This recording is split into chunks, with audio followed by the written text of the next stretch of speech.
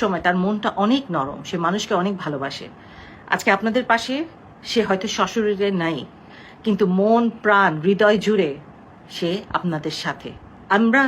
আমি আমার ছেলে হয়ে আমি লজ্জিত, আমি আজকে লজ্জিত বলছি নিজেকে, মা হিসেবে আমি লজ্জিত আপনাদের সন্তানকে সাথে আমার ছেলেকে পাঠাতে পারিনি।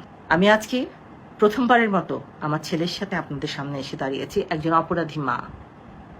সেই সব মায়ের আমি অপরাধী যে যারা তাদের সন্তান হারিয়েছেন।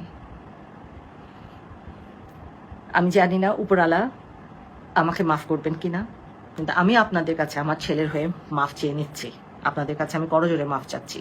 আমি কখনো আমার জীবনে আমার সাথে যারা ছিল কেউ কোনোদিন এই কথা বলতে পারবে না যে আমি এইসবে কোনোদিন সমর্থন দিছি, দুর্যোগে কাজ করেছি, কিন্তু এটাতে আমি করতে পারিনি। এটা আমার ব্যর্থতা, এটা আমাকে নিতেই হবে।